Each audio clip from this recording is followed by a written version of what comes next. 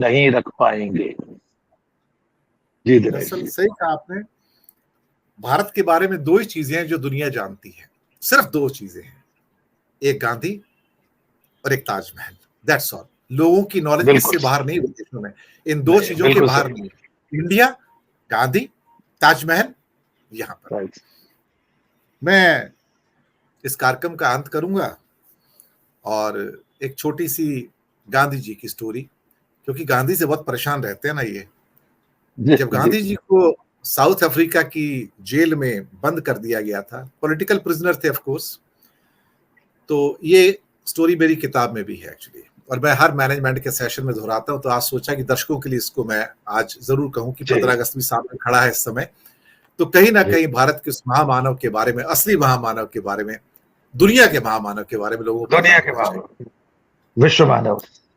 तो जब उनको वहां पर जेल में बंद कर दिया गया गांधी जी को, तो गांधी जी तो साधारण व्यक्ति थे, तो उनके साथ में एक व्यक्ति था जो जूते बनाता था, जिसको अंग्रेजी में कॉबलर कहते हैं। हिंदी शब्द मैं नहीं कह पाऊंगा, मुझे अच्छा नहीं लगेगा। हाँ, जी तो जी। गांधी जी ने उनसे कहा कि यहाँ तो समय समय है, तो तुम मुझे जूते बनाना क्यों नहीं सिखा देते हो? तो बोलता है, आप तो उच्च जाति के हो, ये आपका काम नहीं है, मैं तो एक कॉबलर हूं, तो मेरा तो काम ही यही है। कहता नहीं नहीं, आप मुझे सिखाओ, मैं सीखूंगा। कहता अच्छा नहीं लगता। कहता कोई बात नहीं। पर गांधी जिद्दी थे, तो गांधी ने सीख लिया और फिर बैठ के एक लेदर की एक चप्पल बनाई उन्होंने। फेमस स्टोरी है, मैं दोबारा रिपीट कर रहा हूं दर्शकों के लिए। चप्पल का एक पेयर बना लिया और तभी पॉलिटिकल एमनेस्टी हो गई, यानी कि सब कैदियों को छोड़ दिया गया।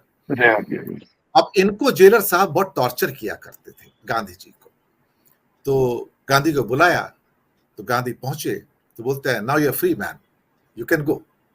कहता है सिर्फ मैं ही? कहता नहीं, बाकियों को भी, जो पॉलिटिकल जितने भी प्रिजनर्स हैं। ठीक है। तो जेलर कहते हैं खुश तो बहुत है ना तुम? कहता हाँ रुकिए, लेकिन मेरे पास आपके लिए कुछ है। कहता क्या? कहता मैं लेकर आता हूं।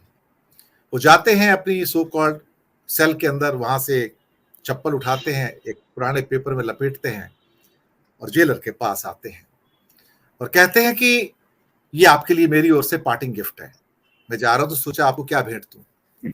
वो हैरानी से देखता है कि मैंने तो इसको जिंदगी भर टॉर्चर किया और ये मुझे गिफ्ट देने की बात कर रहे हैं। कहता क्या है इसमें, बॉम्ब है क्या, मारना चाहते हो मुझे? कहता नहीं, खोल के देखिए इसको। तो देखते उसमें चप्पल थी। कहता है यहाँ पे मेरे साथ एक कॉबलर थे, तो मेरे पास समय था, तो मैंने चप्पल बनाना सीखा, एक ही जोड़ा बनाया। मुझे लगता है ये आपकी नाप का होगा, आपको चप्पल ही आ जाएगी, तो आप इसको मेरी ओर से एक सप्रेम भेंट समझ लीजिए। तो जेलर पहली बार मुस्कुराता है और कहता है ठीक है, मैं इसको ले लेता हूं आपसे।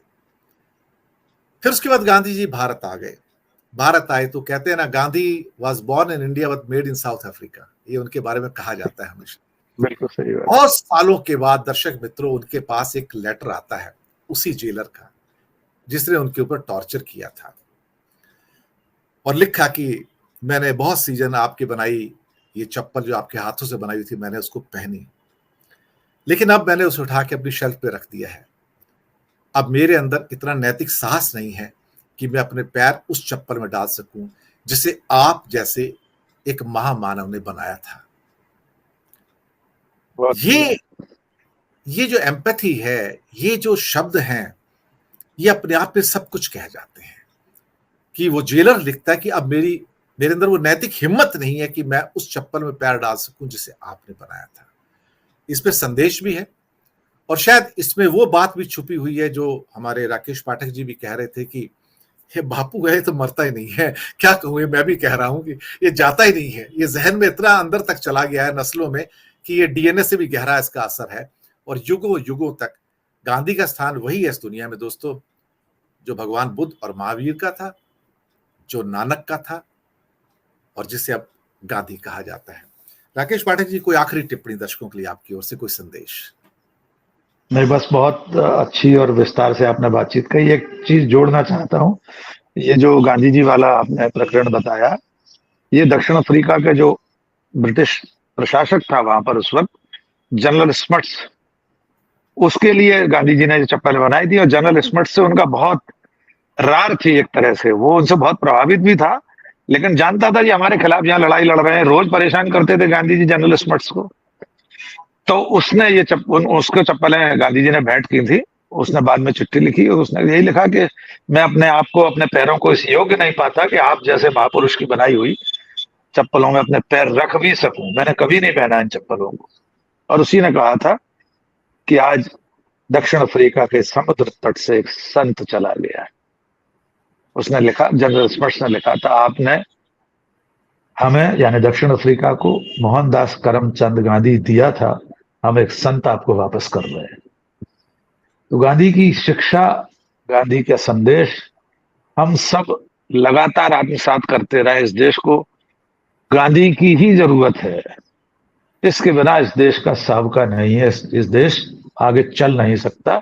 गांधी का सत्य, अहिंसा, सत्याग्रह, अपरिग्रह, गांधी जी के सारे सिद्धांत आज भी उतने ही जरूरी है।